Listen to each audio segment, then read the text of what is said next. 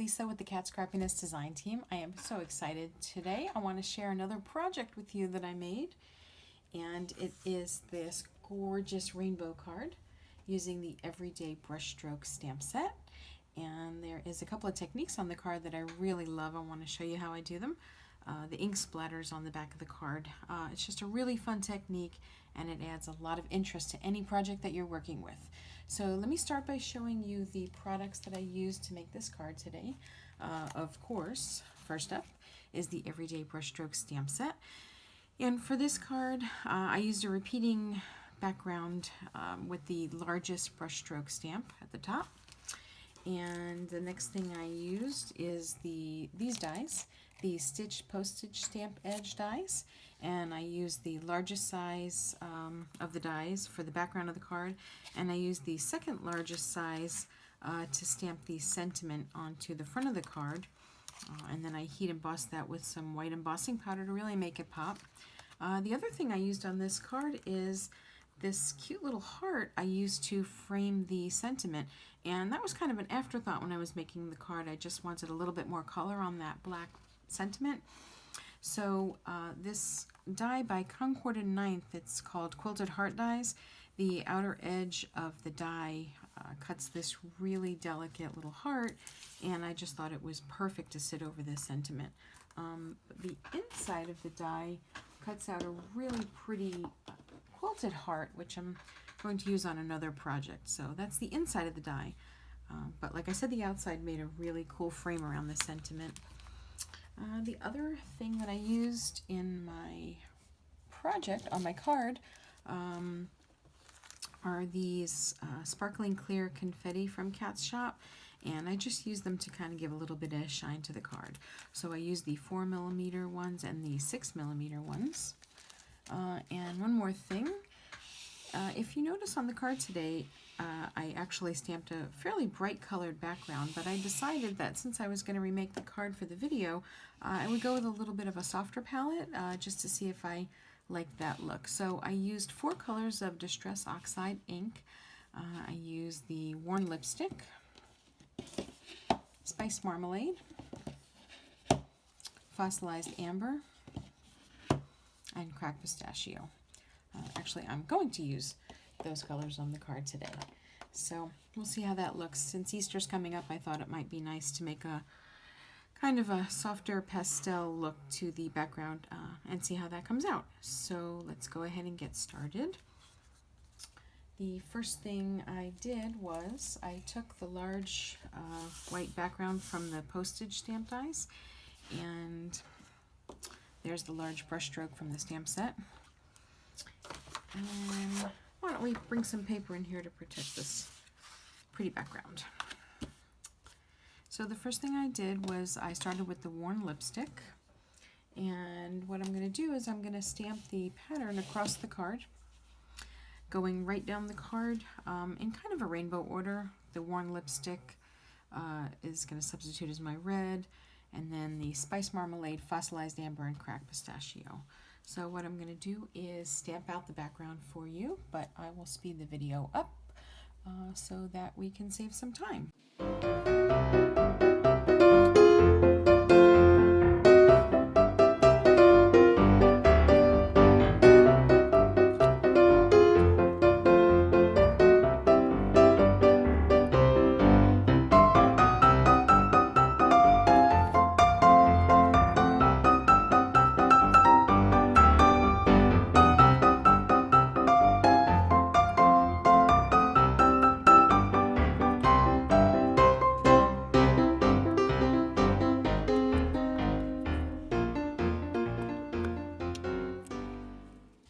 And there's the background all stamped out, and you can see 2 of the spots that I stamped actually didn't stamp completely. There's a little bit of smudge in them, but what we can try to do is cover that up with the sentiment.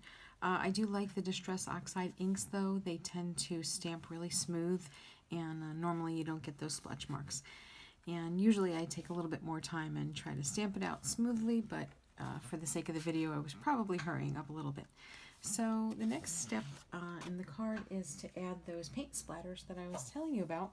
And what I do is I love to Sometimes I love to recycle, and I have these great cardboard pieces of cardboard that come out of the litter trays that I use for my cat's litter box, and they're absolutely the perfect tool to use to protect my work surface when I want to splatter paint on something. So I encourage you to look around your house and see if you can find something you can use to recycle in your craft room. I'm sure you all do it. We're very, very resourceful people, us crafty people. Anyway, so what I want to do is I want to keep the cat out of the video. That's what I want to do. But they seem to want to make an appearance every time I'm videoing.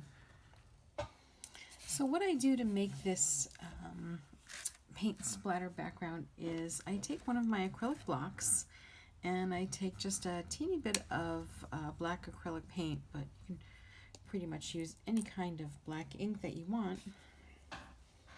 And I actually squeeze just a teeny bit out on my acrylic block. And then what I do is I take a little bit of water from a spray bottle and I just give it a couple of sprays to get it wet. Then I take a paintbrush. It's actually a fan brush. You can pretty much use any paintbrush that you want to use, but I find that the fan brushes make a nice splattered look. And I just rub the fan brush into the paint just to get it kind of thinned out. And then what I do is I grab anything nearby, a paintbrush or a pen, something that I can tap the fan brush against. And I always like to just test out the splatters before I start, just to make sure they're the intensity that I want. And basically, I just tap onto the paper against a pen, and I like that look. So I'm going to bring my project back over, get a little bit more paint on the fan brush, and I'm going to splatter my project. I can't tell you how much fun this is. You've got to try it. You will absolutely love it. For some reason, I always tend to get those big drops at the beginning and then very light splatters afterwards. So always trying to get those big splatters again in some other place. And today it worked, so I got lucky. One more over here and one more over there, and I think we're done. I have to say that is probably the most fun part of making this card. So I'm going to put the cardboard away. And the next thing I want to work on for the card, I took the smallest size die from the postage stamp dies and I stamped my sentiment.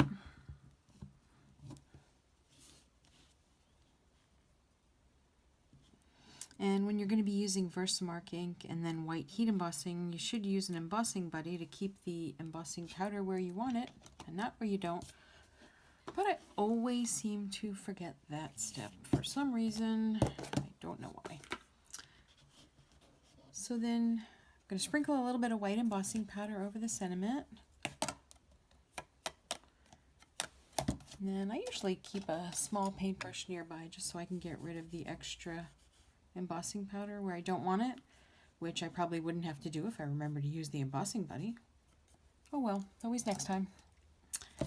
So then I'm going to take that over to my heat tool and zap it, and there it is, all heat embossed. It looks so nice. And since I just can't get enough of that paint splattered look today, I'm going to splatter some white paint on the sentiment. Same process. My fan brush, this time a little bit of white acrylic paint. Might need to get that a little bit wet.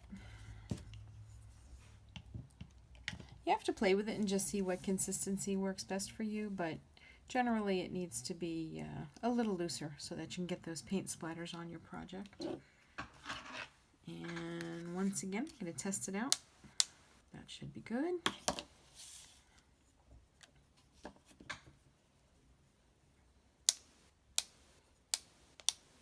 And there you go. So easy, so much fun.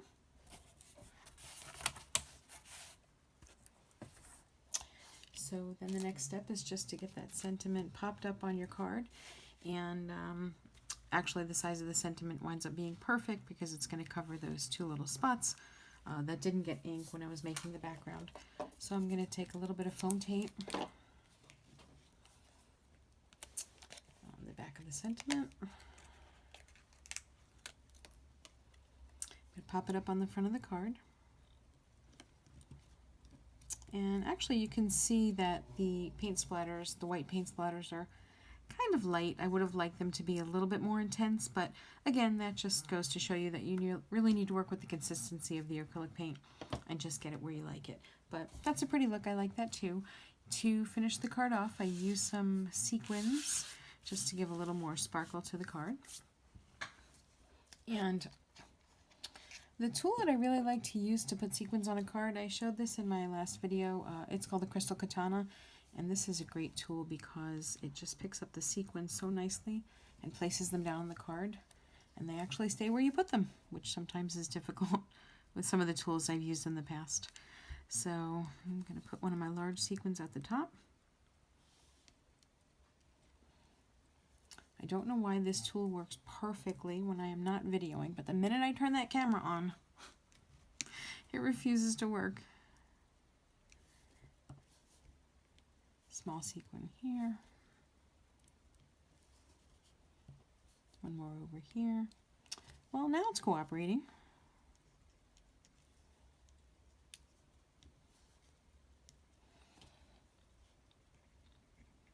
I actually struggle with the placement of sequins when I'm making cards.